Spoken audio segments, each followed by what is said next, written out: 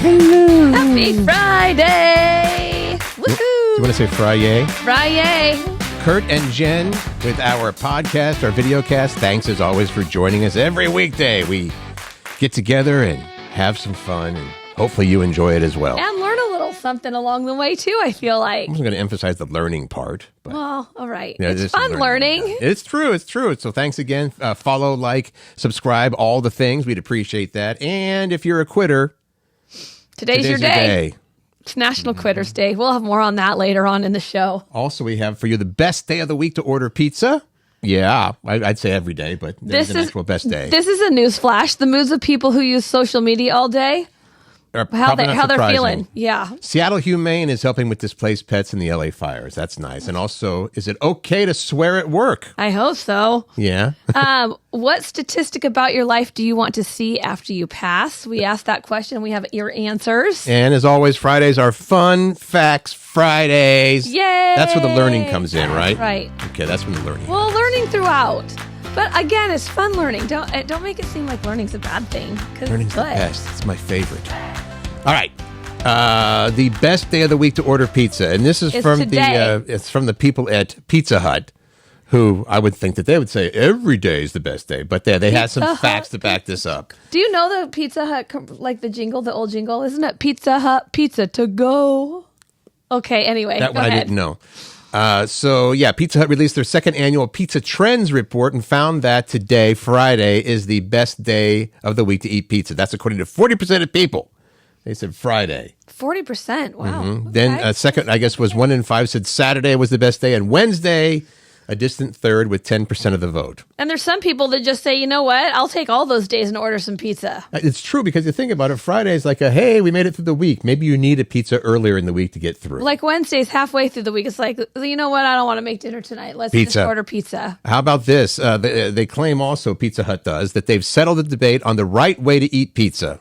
Do you fold it, not fold it, or eat it with a fork? I think eat it with a fork is a whole different category, by the way. I think that depends on where you're at and if you have access to a plate. And well, also if it's floppy crust.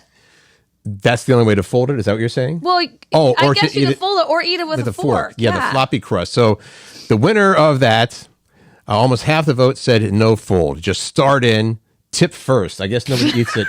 Can you imagine trying to hold it backwards? And then 44% said using your fork to eat pizza is a crime. That's not a crime. More stats, Jen. The average American eats this is not like, for me, no way. The average American eats 288 slices a year. Are you more than that? No, I eat far less than that. There is no way. Well, let's just say, for the sake of argument, that you eat 3 slices every time you have a pizza. Yeah, okay. All right, so you divide 288 by a third. That's about 100, give or take. About 100. Let's just call it 100. 100 days a year that you're eating pizza. Nope. I'm not eating pizza 100 days a year. I'm not. Are you? Do you think that you are? No. Maybe they're lying about that. 60% of us like cold pizza the next day. Barfarama, I have to heat my pizza up. I do not like it cold. But can you put it in the microwave when it's soggy, or do you need to put it in a toaster oven so it stays crispy? Oh, the toaster oven. Absolutely. Sure. Thin crust, most popular type of pizza. At least Pizza Hut said so. Stuffed crust is next. Then you get the hand-tossed pizza, which I do like. Really? Yeah. I like the regular old hand-tossed pizza. Yeah. Okay. Over half of us dip our pizza in at least something sometimes. Ranch is the most popular dipping sauce, followed by garlic sauce marinara, and a tie for fourth between blue cheese and buffalo. Do you ever drizzle honey on top of your pizza? No, I never even thought of that. It's pretty good. I like it. Okay. A few more things. A third of Americans would give up drinking for a year for unlimited free pizza. Give up drinking for a year. 1 in 5 would give up coffee. Not happening. And 14% said that they would give up sweets for a year to have unlimited free pizza. But see, the qualifier there is free. If they said you get unlimited free anything for a year, I might say, oh, okay, well, I'll give up something. Right? I will not give up things for pizza. I love this last thing that they found. Top celebs we'd grab a slice of pizza with. Morgan Freeman is the top. He got more votes than Taylor Swift, Paul McCartney, Joe Rogan, and George Clooney. Maybe because you want him to narrate. It's like, Just, I don't, yeah. that voice. Jen is about to eat her pizza. Oh, that's weird. She's about to take a bite. Plain old weird. And I did a terrible, terrible Morgan Freeman impression. I apologize for that. We're staying on the pizza topic here because there is a town that blocked a pizzeria for opening. And the reason behind it is, well, I suppose it's a good reason, but let's get to this independent takeout chain. And this is in the UK. Woody's Pizza. They operate 2 locations in West Yorkshire. If you want to go, it's right there in West Yorkshire, right over there, right? Yeah, right over. They wanted to open a 3rd site, and the owner of what's the pizza called? Oh, Woody's Pizza. Asked for permission to take over the site of a former cafe, and they said, no, you cannot put your pizza place here. You want to know why? They said, because kids are too fat. Mm-hmm. Kids are too fat, and therefore you cannot do that here. So now, according to the pizza place, I can't even believe that Woody's the city Pizza said that. They say that they use minimal salt and sugar in its recipes and would buy its ingredients from the town's local market. That's beneficial. But the council there... Nope. Can't do it. Our kids are too fat. We're going to not let them have some more pizza. Well, apparently this is not anything new because there have been previous plans to replace an ice cream and dessert shop on the same road with a hot food takeaway. And they also said, no, kids are too fat. You can't do that. Okay. I don't like this. Well, you know what they should be doing is instead of stopping businesses from coming in, why don't you teach kids about proper nutrition, being active and moderation and those kind of things and still have those things because that's life. Like there's temptations all over the place. Right. And then one of the locals said, and I think that this is the quote for the whole story, is like, listen, if they don't come here to get pizza, they'll go someplace else. They'll always find somewhere. So I'm kind of siding with the business guy that wants to open the pizzeria. Bless you. There goes Jen. Thanks. All right. This just in. This is a really big from the land of duh newsflash. There's a land of duh. I like that. The land of duh. The land of duh. People who use social media most of the day are more irritable. True. They actually did a study on this too at Harvard. Collected data on how often adults 18 and older use Instagram, TikTok, X, and Facebook. Then they compared people's social media use to how they scored on various mood tests. I wonder how much money they wasted on this thing. I guess you need a study so that you can say it's official. Well, yeah. People are grumpier if they're using social media a lot. So they said the people that use social media most of the day scored 3 times higher on the irritability scale than those who don't use social media. And then it said, to be clear, the study didn't prove what does that mean? Casualty? So social media makes people irritable, or irritable people just use... I don't know what that means. So social media makes people more irritable, or irritable people just use social media a lot. Yeah, which one is it? Oh, I see. What came first, the chicken or the egg? Is that Regardless, apparently there is a connection between social media and irritability, although they say it's possible to have a more positive experience. The key is to avoid overindulging. Isn't that the case with everything? Yes, of Don't course. Don't be on social media all day long. We're talking about some animals and the LA wildfires because you forget about you're seeing the humans, but you forget about there's a lot. I think that because in the news there's a lot, you see the people, right. The people. And it's horrible, obviously. Yeah, it's beyond devastating, the fires there. Just, I heard a statistic on the way to work this morning when I was listening to the news. Over 180,000 people displaced. Yeah. And I think it's cute you said on the way to work, like you have right. That. The work that does not pay any U.S. dollars. That is what I mean. Yeah, it's pretty awful. And unfortunately, I saw a video yesterday of a poor little baby deer running through the town with fire all around. So I hope that deer is okay. So Seattle Humane is flying in 60 cats and dogs from L.A. County animal shelters. They're coming into Boeing Field this afternoon. So the people involved with this, Wings of Rescue and Paws for Life Canine Rescue, are bringing in the arrivals, which is awesome. That is awesome. And what worries me is this. I love that we're doing this, but our shelters are already so full. Right. So, let's say it again. If you are considering getting a pet, make adoption your first option versus, trying to get puppies and kittens that are so cute. These other animals need to be rescued. And they said that so they'll land and they'll be undergoing health checkups and hopefully be ready to be adopted by Tuesday. And apparently they will have a special icon marking their kennel cards and photos on the adoption page to indicate that these were animals that were rescued from Los Angeles. All right. Want to find out more on how to donate, foster, and other ways? Get to Seattle Humane's. I think it's seattlehumane.org, right? I think it is, yeah. That's it, yes. But again, like Jen said, make adoption your first option and help out if you can. Oh. I experienced this. And I'm a little torn on this. I got to be honest with you. We'll get into it in a second here. But Amazon, as you may have heard, among many other companies. Okay, that's true. Amazon workers have returned to the office full-time as of, I think, Monday of this week was when it happened. And that's a lot of workers. Right. But you think about it, when the pandemic happened and everybody was working remotely, then I think in 2023, it says that people at Amazon at least were called back to work at least 3 days a week in the office, right? And now it's full-time. Yeah. Now it's 5 days a week. And I know people are up in arms about this, but if I owned a business and I had built this business, structure, whatever it is, an office building, and said, hey, look at all these nice offices we have for you. And they're like, no, I'm not going to work it. I'm going to work from home. I'd be like, no, you're going to work from here, man. You're going to work from here. Here's the deal. When you put everybody back to work, that puts a lot of pressure on the commute.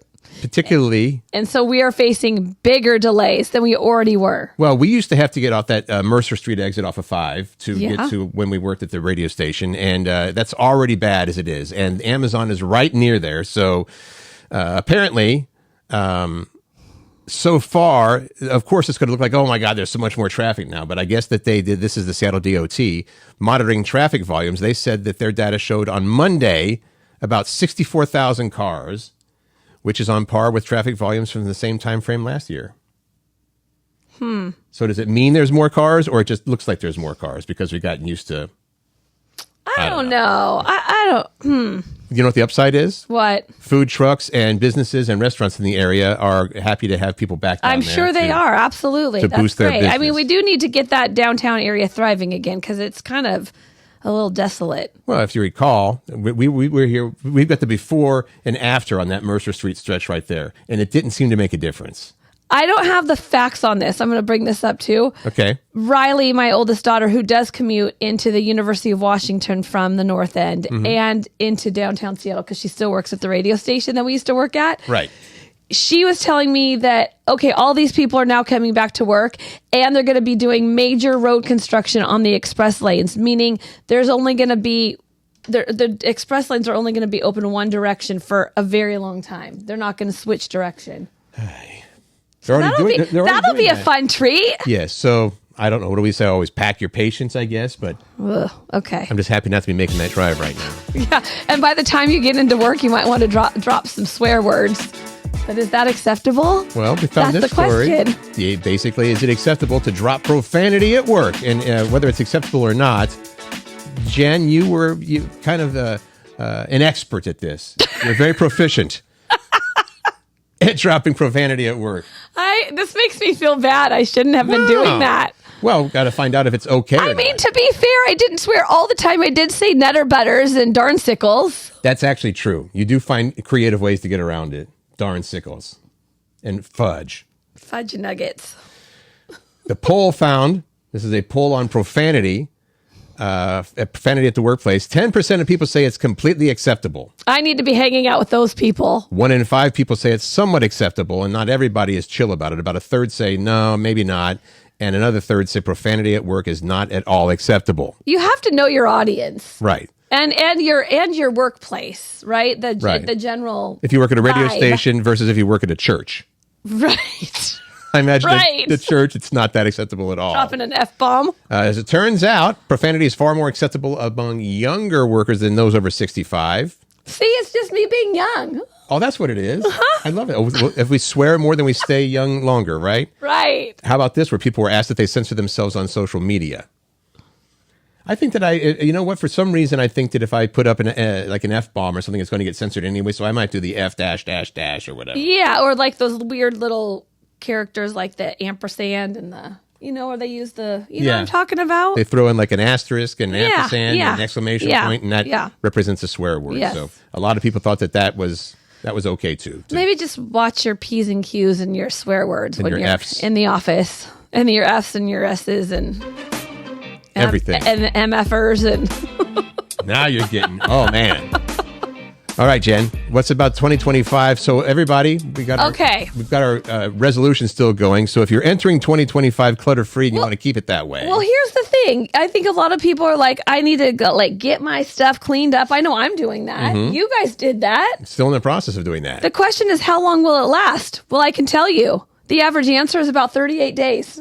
That's how long it's going to last. And how many days are we into the month?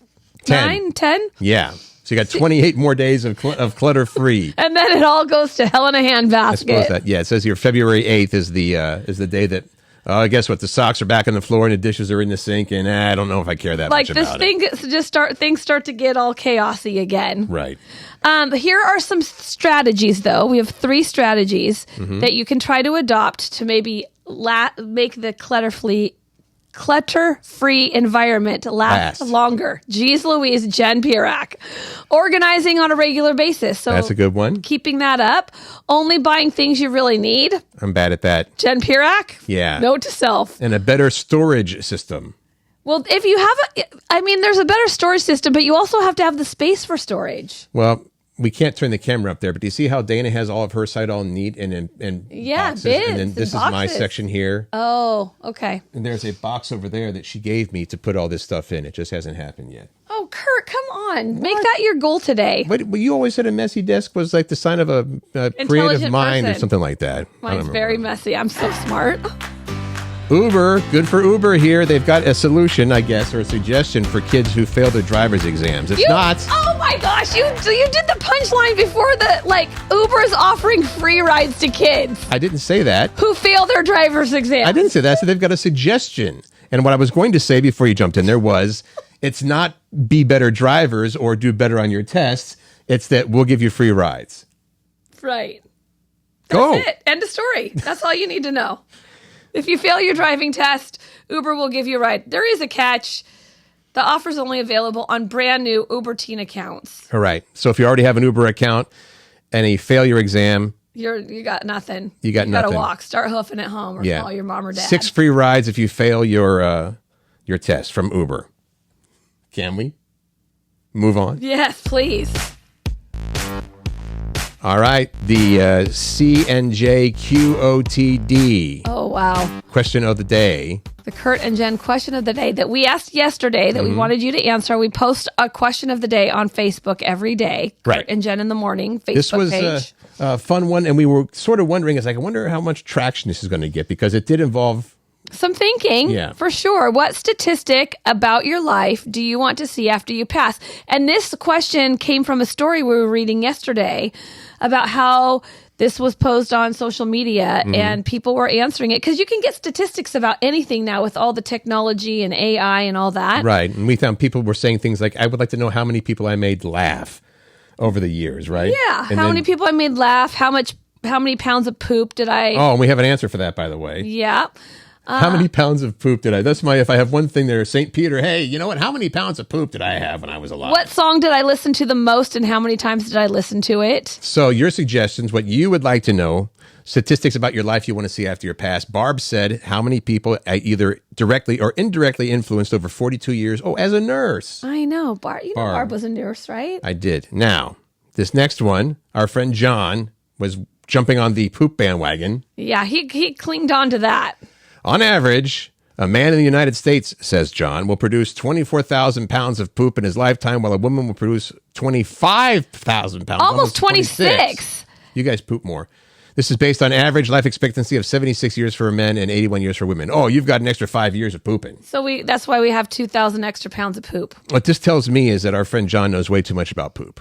I mean, that's what I got a lot to know. Heather, what statistic about your life do you want to see after you pass? How many of my kids feel like I made a difference in their lives and kept going because of me? That's a good one. Sonia says, how many events did I attend? Like concerts, musicals, plays, all that, including football games, hockey games, ice skating shows. That's a good one. Thanks, Sonia, for that one. Laurel said, how many people felt love from me and I influenced and helped with their faith? Nice. And Jody Lynn, how much time I spent waiting on things, red lights, elevators, that spinny wheel on the computer. I don't know if I want to know the answer to that one because I feel like there's a lot of time waiting. That's a good one, Jody Lynn. That's yeah. Ugh, that would be a startling statistic, I think. Might not be what you want to learn on your deathbed. You spent still a good one. years of your life waiting at red lights. It's still a good stat. Feel free to contribute. That is still up there for your viewing pleasure. It's Quitter's Day today, as we mentioned earlier in the podcast. The second Friday in January. Yeah. That's when they say people are most likely to throw in the towel on their New Year's resolutions. Again, the second Friday in January, which this is. Yes. And here's some times when it might actually make sense to ditch your resolution. Give up on a goal. Okay. When you're motivated by the wrong reasons is a reason to maybe give up your resolution. Sometimes we pursue a goal just to prove other people wrong or soothe our own fear online. Our fear of failure. But when a goal doesn't align with your core values and needs, it's hard to stay motivated. That's one. Okay, that's a good one. When your goal no longer resonates with you, maybe climbing the corporate ladder was important to you in your 20s and 30s, but then in your 40s, you found that spending more time with your family is what really matters. Bingo. That's a good one. And finally, there's a third reason you might want to give up on your resolutions. If reaching your goal will exhaust your resources, our capacity for sustained effort is not infinite, so it's finite. And pursuing our goals can lead to burnout. By learning to let go of resolutions that feel exhausting or impossible, you free up space to set more realistic and achievable goals. That's it. I hope that helps. Go. Yeah. So if you decide to maybe pass on one of your resolutions, don't feel bad about it. Yeah. I was just going to say something along those lines, right? That it doesn't mean that you're quit. Sometimes you just have to quit things. Yeah. Like if you quit smoking. Yeah. Sometimes you have to quit things. And those were some acceptable answers to ditch your New Year's resolution. What day is today? Fun Facts Friday. That is correct. Fun Facts Friday. A lot of this stuff is going to make you, this is some new knowledge you'll get that might make you super wealthy. Probably not. Probably not, but it's still fun. I just love these little nuggets of craziness. Can I start with this first one, which I knew? Yeah, because I didn't know this, because I said it to you and you're like, oh yeah, I knew this. That's the case. This is I did spend 5 years in Detroit at a radio station before I came out here to start with 1.5. If you were in Detroit and you start heading south, you'll run into Canada. If you start heading south. Right. That doesn't mean, So Canada sort of wraps around. Windsor, Canada sort of wraps around there. So that's the whole thing about the Steve Perry, the Journey song, born and raised in South Detroit. People there is no South Detroit. South Detroit is Canada. Oh. So there you go. Then you go around Canada and you start heading south and you end up in Florida.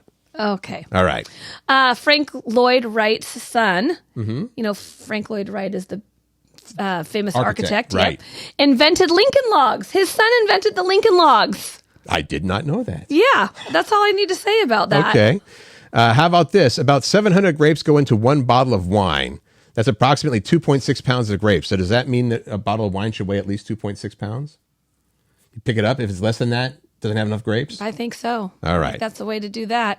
Baby sea otters can't swim right away. Their moms will wrap them in pieces of kelp while they hunt until the buoyant pups learn how to paddle on their own. And a raft of otters will also hold hands while they sleep so they don't drift apart. Have you seen those pictures? No. Look that up, yeah. Hold hands. I don't know if they call them. Are they hands? Well, Pause. No, it says hold hands in the story. I love that. Dr. Seuss wrote Green Eggs and Ham on a bet. This is interesting to me. Dr. Seuss, his editor didn't believe the author could write a book in 50 words or less. So he said, you know what? Here you go. Green Eggs and Ham. The finished product contains 50 words on the dot exactly. Boom. I will not eat them, Sam I am. Thank you for that bet. That's for sure.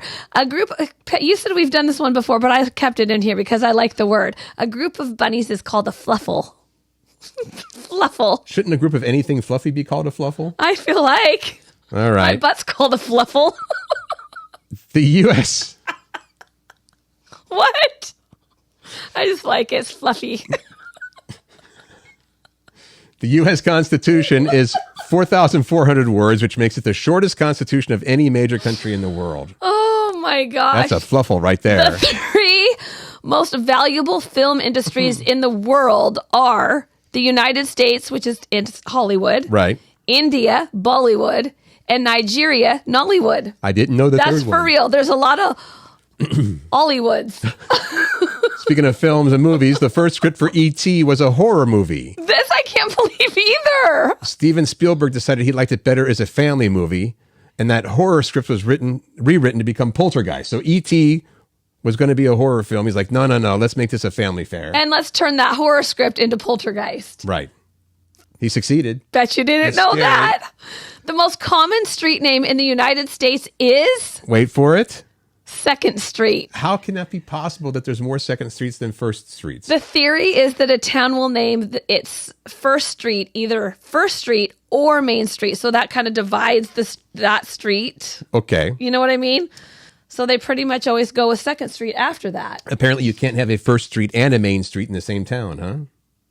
Ooh. That's what that's saying. Yeah, that is what that's saying, but I wonder if you can. Oh, this one I really like. Go. Eleanor Roosevelt, she was a badass. Mm-hmm. She refused to let Secret Service members travel with her when she was the first lady. She just carried a pistol. Yeah. Back when you could do that. The guy who invented cotton candy, was a dentist from Tennessee. Here you go, kids. I'm going to drum up some more business.